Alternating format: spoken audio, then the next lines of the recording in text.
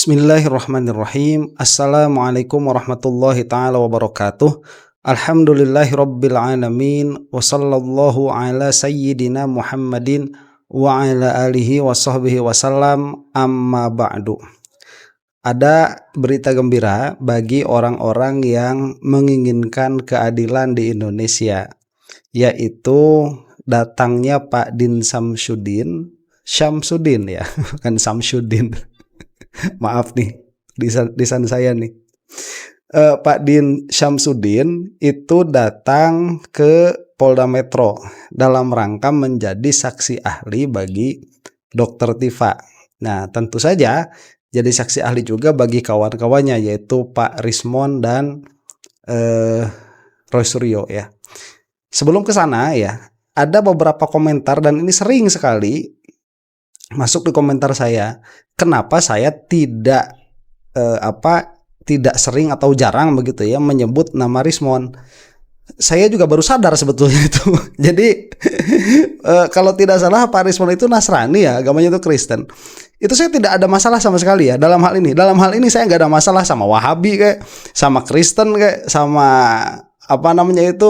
sama NU lah katakan begitu ya. Saya nggak bias seperti itu, dalam pengertian bahwa kita ini yang sedang diperjuangkan adalah demokrasi di Indonesia, dan ini akan baik bagi semua agama begitu ya di Indonesia ini. Jadi kalau saya sedang membahas permasalahan Jokowi ini, yang mana yang diperjuangkan adalah hak konstitusional kita sebagai warga negara, yaitu kebebasan berbicara di hadapan publik, saya tidak ada bias, insya Allah, baik itu agama begitu ya, atau organisasi atau apapun itu, tidak ada bias.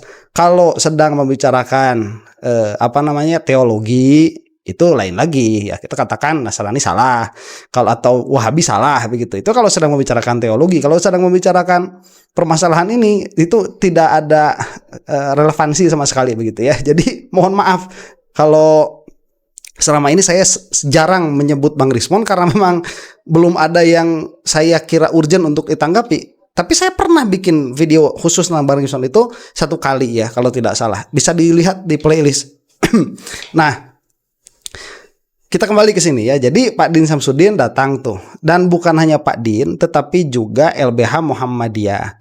Nah, LBH Muhammadiyah ini pernah saya buatkan kontennya, itu lebih dulu menyatakan sikap atas pembelaan terhadap Roy Suryo dan kawan-kawan, yang mana menyisakan pertanyaan bagi saya, yaitu NU kemana ya. Sangat disayangkan sekali. Orang-orang NU yang struktural sekarang itu, dia seakan-akan terpenjara ya, dan tersandra, tidak bisa berbicara bebas. Padahal kalau ngomong-ngomong soal tambang ya, Muhammadiyah pun menerima tambang juga kan, kabarnya demikian tuh. Entah itu sudah terrealisasi atau belum, cuman kabarnya ya sama-sama Muhammadiyah juga menerima tambang. Tapi seharusnya itu tidak menjadikan sebuah organisasi itu tersandera. Nah, datangnya Pak Din Samsudin ini adalah sebuah kejadian besar, saya kira begitu. Kenapa? Karena ini membuktikan bahwa orang yang tidak memiliki orang yang tidak memiliki kepentingan politik itu akan melihat bahwa permasalahan ini adalah permasalahan yang diada-ada begitu oleh Jokowi. Jadi pada akhirnya kita bisa melihat bahwa yang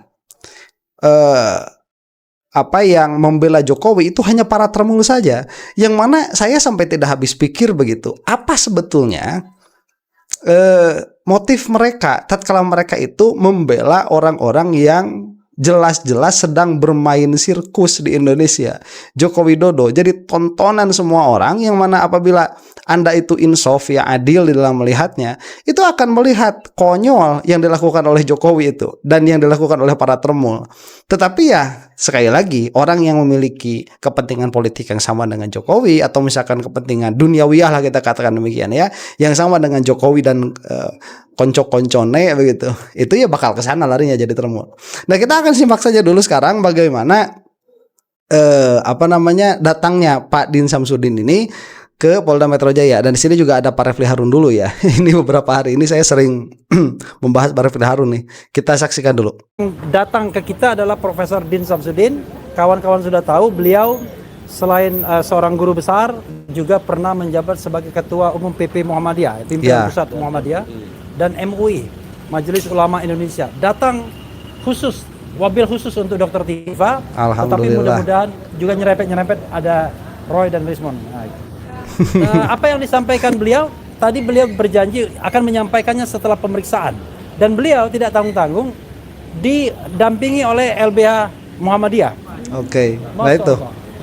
Sebentar ya. Ini saya ucapkan sekali lagi, saya ini kader Muhammadiyah ya, lama di Muhammadiyah. Meskipun secara keilmuan, saya sekarang ini NU, secara keilmuan ya.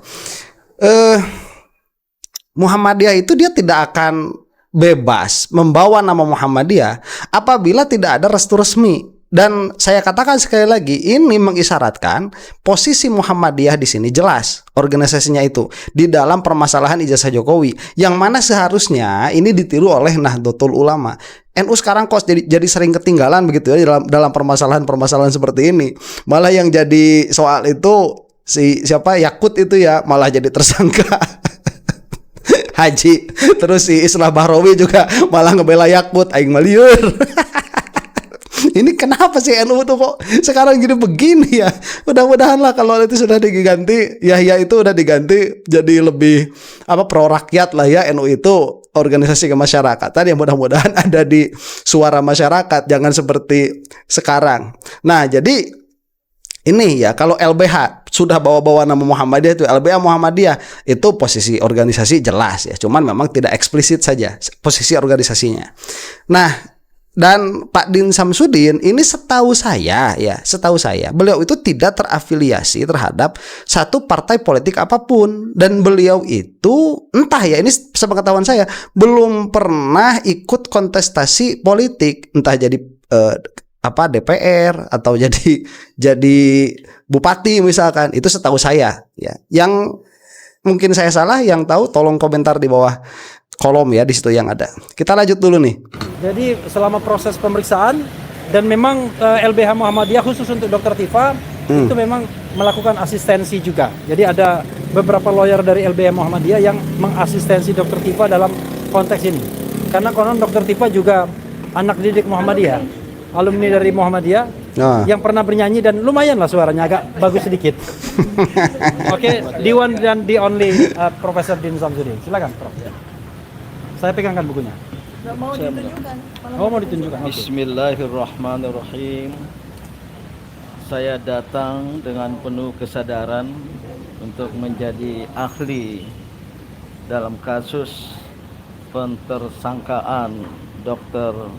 Tifauzia Tiasuma, baik karena dia adalah anak didik Muhammadiyah di SD Muhammadiyah 1 Yogyakarta, dan juga bersama saya di beberapa organisasi. Tapi lebih daripada itu, saya terdorong dan tergerak atas motivasi menegakkan kebenaran dan keadilan demi ketuhanan yang Maha Esa. Oke. Maka sebentar ini bagus ya, landasan berpikirnya, landasan hukumnya. Ini sekali lagi maaf kalau saya potong-potong karena ini channel reaksi ya. Untuk yang tidak mau dengar ocehan saya, silahkan lihat sendiri ke ini langkah update. Ya, kalau yang di sini yang mau dengar ocehan saya. Pak Din Samsudin ini bagus sekali landasannya, berlandaskan ketuhanan yang Maha Esa. Dan tadi karena memang Dr. Tifa ini adalah alumni Muhammadiyah ya. Jadi terus terang saja ya, bahwa saya itu bangga menjadi lulusan Muhammadiyah itu. Lama saya di Muhammadiyah itu belasan tahun. Tapi ya kalau secara keilmuan saya harus mengatakan NU itu keilmuannya lebih dalam. Ilmu agama ya, saya tidak mengatakan ilmu yang lain. Ilmu agama NU itu lebih dalam. Dan Pak Din Samsudin, Anda percaya atau tidak, waktu beliau itu ke Garut itu menjelaskan sifat 20. Jadi Pak Din Samsudin ini Muhammadiyah lama. Kalau Muhammadiyah lama itu sama lah ya, Asy'ariyah Maturidiyah. Oke, kita lepaskan itu dulu. Itu sekilas informasi supaya yang mendengar ini agak penasaran saja sama Asy'ariyah Muhammadiyah sama Asy'ariyah Maturidiyah ya. Saya sedikit dakwah tuh. Nah, ini landasannya bagus. Bukan hanya karena Dr. Tifa ini lulusan Muhammadiyah, karena kalau salah ya lulusan Muhammadiyah pun gak bakalan dibela begitu. Tapi karena atas dasar ketuhanan yang Maha Esa. Dalam pengertian ini bukan hanya perjuangan demokrasi, tetapi ini juga perjuangan syar'i. Minimalnya itulah yang ada pada dirinya Pak Din Samsudin dalam pandangan beliau begitu. Selama 3 jam lebih ya, 5 jam di sela sholat zuhur, saya memberikan kesaksian dan keahlian kepada penyidik bahwa kasus yang ditersangkakan kepada Dr. Tifauzia Tiasuma dan kawan-kawannya yang sering disingkat RRT ya. RRT Walaupun Roy secara Rizwan khusus Tifa. saya memberikan keahlian atas Dr. Tifauzia. Saya nyatakan bahwa ketersangkaan itu atau penersangkaan itu tidak sesuai dengan nilai-nilai etika, moral maupun hukum dan politik yang saya pahami. Ya, berarti sampai sini dalam pandangannya Pak Din Samsudin, dari apa yang saya tangkap, Jokowi itu tidak bermoral. Dan itu bukan rahasia lagi, itu sudah jadi rahasia umum. Yang mengatakan Jokowi tidak bermoral, tidak beretika, itu hampir dari semua segi, hampir dari semua hal. Termasuk diantaranya menjadikan Gibran sebagai wakil presiden. Itu tidak bermoral sama sekali Jokowi itu ya. Sebel beberapa kali ngomongin Jokowi terus. Saya tambah tuh ndak pika keheuleun. Sebel. Aduh, ini apa namanya? Kalau saya berharap seperti ini ya. Saya tidak mengharapkan Jokowi itu masuk neraka, mati suul khotimah. Enggak, kalau Jokowi itu yang dirusaknya dunia ya. Mudah-mudahan mati dalam keadaan bagus, masuk surga. Itu mah kalau buat saya ya Jokowi itu mudah-mudahan husnul khotimah, tobat ya itu. Kalau si Imad sama Guru Gembul lain urusannya. Saya sering mengatakan hal itu ya. Cuman ya sudahlah, ini lepaskan hal itu ya, karena yang kita bicarakan di sini adalah kepentingan bangsa dan negara. Orang seperti Jokowi itu dijunjung tinggi sama para termul, pada akhirnya menginjak-injak negara Indonesia, menginjak-injak demokrasi, dan ini menginjak-injak moral publik. Kok bisa peneliti dipenjarakan? Ini denger nih ya, kepolisian itu setelah ditolak oleh kejaksaan berkas yang diajukan kepada kejaksaan itu, kepolisian itu harusnya mikir ribuan kali mikirnya. Kenapa Pak Din Samsudin itu tidak dihubungi sedari awal? Harusnya penyidik itu yang memiliki inisiatif ya untuk memanggil orang-orang yang meringankan Dr. Tifa, bukan Dr. Tifa pada akhirnya atau Roy Suryo atau Rismon yang mengajukan orang-orang ahli itu. Harusnya kan penyidik melihat secara adil, seimbang begitu. Ini kemana sih kepolisian juga? Kesel begitu ya, kesel. Aduh, Masya Allah. Lanjut dulu ya. Alasannya adalah Dr. Tifauzia Tiasuma dan kawan-kawannya mengajukan gugatan tuduhan atas pemalsuan ijazah oleh Joko Widodo. Oke, udah sebut aja Joko Widodo, udah sebut aja namanya. Ya gak usah pakai pak lagi, orang gak bermoral kayak dia kok mau disebut Pak Jokowi. Aduh, Mas Joko. The Jack, udah Jokowi aja gitu ya. Menurut pendapat saya itu adalah hak konstitusional sebagai seorang warga negara yang dijamin oleh konstitusi, terutama pasal 28 tentang kebebasan berpendapat, dan juga merupakan komitmen moral serta tanggung jawab moral seorang akademisi, intelektual maupun cendekiawan untuk melakukan koreksi sosial, kontrol sosial, pengawasan sosial politik, apalagi mengenai seseorang yang menempati kedudukan tertinggi dalam kehidupan bernegara kita, yaitu sebagai presiden. Oke, nah itu bagus sekali ya apa yang dikatakan oleh Pak Din Samsudin ini, bahwa yang dilakukan oleh Dr. Tifa itu satu, itu merupakan hak konstitusional. Dua, itu merupakan tanggung jawab sebagai ilmiah, sebagai ilmuwan di dalam mengontrol katakanlah sosial politik begitu. Dan itu adalah tanggung jawab bersama orang-orang yang menganggap dirinya sebagai intelektual. Berbicara di hadapan publik itu adalah tanggung jawabnya, meskipun pada akhirnya yang dibicarakan itu tidak mengenakan beberapa orang karena ini ruang publik. Sekali lagi saya katakan, itu kalau kita belajar filsafat demokrasi sedari awal begitu ya, public sphere itu jelas-jelas harus terbuka dan jelas-jelas orang di situ tidak boleh dipidanakan, karena inilah yang menjadi kontrol atas kekuasaan penguasa yang sangat mungkin sekali korup. Jadi jelas sekali yang dikatakan oleh Pak Din Samsudin ini, yang mana saya kira semua orang harus memiliki pandangan yang sama dalam hal ini. Kalau memang mereka itu berdiri di atas kepentingan negara, bukan berdiri di atas kepentingan Jokowi. Oke lah, yang lain-lain misalkan korupsi dan lain sebagainya ya, itu nanti bisa dibicarakan kemudian karena itu permasalahan-permasalahan hukum. Tapi permasalahan ini itu sudah menyentuh jantung prinsip demokrasi itu dan tidak bisa dibiarkan. Jadi dalam pengertian begini ya, kalau misalkan ada para termol yang membela Jokowi tidak korupsi lah, kemudian Jokowi itu prestasinya banyak lah, saya masih bisa memaklumi itu, meskipun hampir tidak bisa memaklumi juga. Tetapi oke lah, ada kaharti lah, kalau kata orang Sunda ya kaharti lah orang bela Jokowi seperti itu. Tapi kalau membela Jokowi dalam hal yang ini, itu sebetulnya dia sedang menyimpan bom waktu yang mana besok lusa ya, apabila kita tidak tahu kan takdir Allah Subhanahu wa taala itu bagaimana. Apabila yang menjadi presiden ini, yang menjadi pemimpin ini pada akhirnya adalah orang yang anti Jokowi misalkan, itu semua termul bisa masuk penjara tuh. Gara-gara dipakainya pasal-pasal ini. Jadi ini tidak boleh dibela oleh siapapun, termasuk para termul atau kepolisian. Ya udah kesel ya, cuman mau gimana lagi kan, akhirnya kalau kita kesel sudah tidak berdaya, tertawa saja kita itu. Menertawakan ya, asik-asikin aja lah gitu ya. Kita lanjut dulu. Maka tanggung jawab moral ini sangat tepat untuk ditujukan. Oleh karena itu, apa yang dia dan mereka lakukan dengan mengajukan gugatan itu siogianya diproses secara hukum terlebih dahulu. Kalau seandainya tuduhan mereka benar, maka mereka tidak tepat untuk ditersangkakan. Sebagaimana disebut dalam pasal dalam tajuk kasus ini adalah pencemaran nama baik, fitnah, manipulasi data dokumen, fitnah dan penghasutan publik.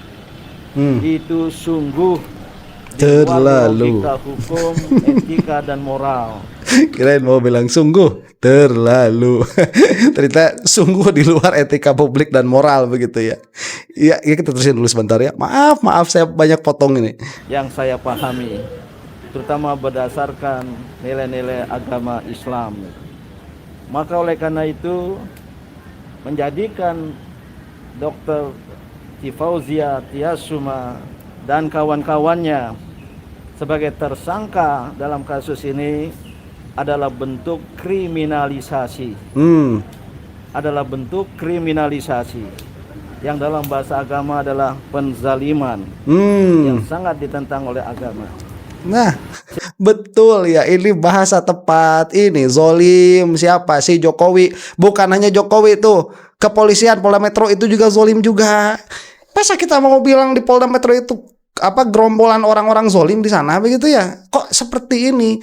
Jadi begini ya, saya agak sedikit kecewa, dan ini sudah saya katakan beberapa kali. Terhadap siapa? Terhadap para kiai yang memiliki pengaruh lah, katakan begitu ya, atau suara di Indonesia ini. Kok tidak mau berbicara permasalahan Jokowi ini? Padahal kalau berbicara itu, persnya begitu atau pressingnya terhadap pemerintah akan perhatian terhadap permasalahan ini, itu akan lebih cepat. Kalau memang didorong dari semua kalangan begitu ya, ini ngomong itu ngomong, ini mah kayak apa ya? Ini kan sudah jelas terlihat di depan mata begitu bagaimana kerusakan yang ditimbulkan oleh Jokowi. Oke lah, itu kita singkirkan dulu kerusakan yang ditimbulkan oleh Jokowi, kebohongan yang ada di dalam permasalahan ijazah ini, dan bagaimana dipakainya kepolisian di dalam melindungi ijazahnya Jokowi. Itu kan terlihat dengan mata telanjang kalau kita Masa intelektual tidak mampu melihat ke arah situ? Begitu saya tuh heran. Dan kalau misalkan ini sudah nampak sedemikian adanya, kenapa kok tidak pada berbicara begitu? Karena pada akhirnya apabila melihat ini kosong dari kepentingan politik ya, kosong dari kepentingan dari kepentingan materi atau apapun itu. Ini akan sangat terlihat sekali bagaimana Jokowi ini berusaha melindungi ijazahnya itu sekuat tenaga, dan ini terlihat yang mana pada akhirnya ini menuju kepada penzoliman. Karena sekali lagi kita itu tidak bisa lepas dari tuntutan syariat begitu, dan bahwa apa yang dilakukan oleh Jokowi ini amat sangat zolim. Coba kalau kita lihat ya, dalam hukum Islam, adakah permasalahan Roy Suryo dan kawan-kawan ini layak untuk dipenjara 12 tahun? Itu kayak pasal pembunuhan aja itu, yang vonisnya ya memang tuntutannya 20 tahun itu kalau pembunuhan, tapi vonisnya itu kadang-kadang 12 tahun juga. Ini masa ngomongin Jokowi dan itu science based, ada catatan ilmiahnya, ada bukunya, itu diancam 12 tahun penjara.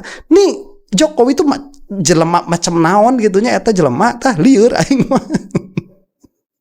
Dan orang-orang tuh kok diem begitu melihat kezaliman seperti ini. Kok diem, ya Allah ya. Ya mudah-mudahan ini yang nonton, kalau yang ada yang punya kiai atau punya kenalan kiai-kiai besar begitu ya, bujuklah supaya ngomong dalam permasalahan ini supaya tekanan terhadap pemerintah itu lebih kuat. Kita lanjut dulu ya. Seyogianya kasus ini dari awal diselesaikan secara berkeadilan, imparsial, transparan, membuktikan betulkah atau tidak ijazah yang dipakai itu palsu. Itu saja. Itulah yang harus dilakukan terlebih dahulu. Maka keahlian saya menyatakan ya, dari sudut politik, etika dan moral, penersangkaan terhadap Dr. Fauzia Tiasuma dan kawan-kawannya itu adalah batal demi nilai-nilai etika, kebenaran dan keadilan. Nah, itu bagus ya. Meskipun tidak batal demi hukum begitu, karena hukumnya lagi dibeli sekarang sama si Jokowi.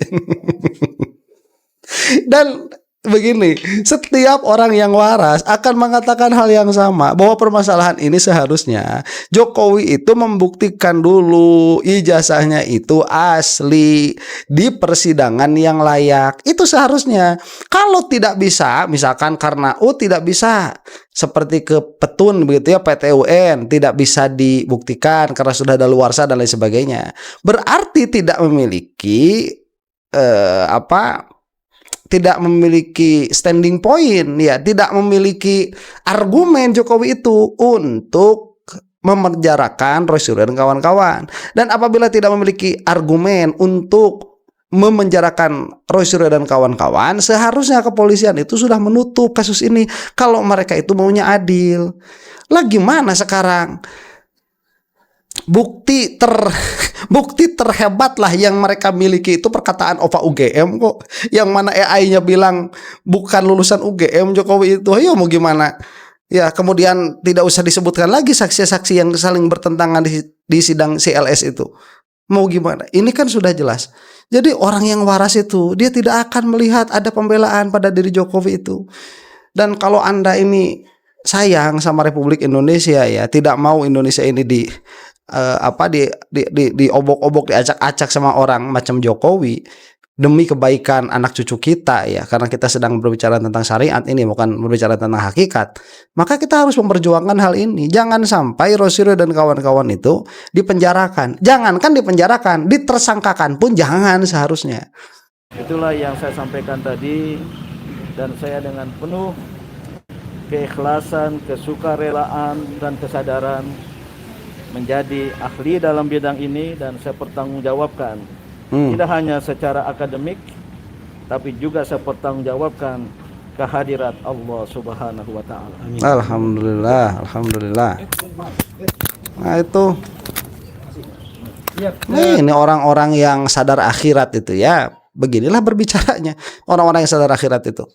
Terima kasih Pak Prof Din ya.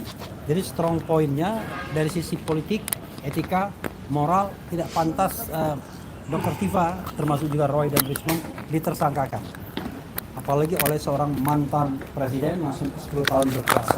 Itu yang poin yang paling penting. Dan Prof. Din ini adalah seorang ilmuwan, akademisi, dan dia paham betul kerja penelitian yang harusnya bebas dari kriminalisasi. Ya, Nah, mungkin Dr. Tifa ingin menyampaikan satu dua buah patah kata karena sepertinya Prof. Din lebih khusus pada Dr. Tifa. Silakan.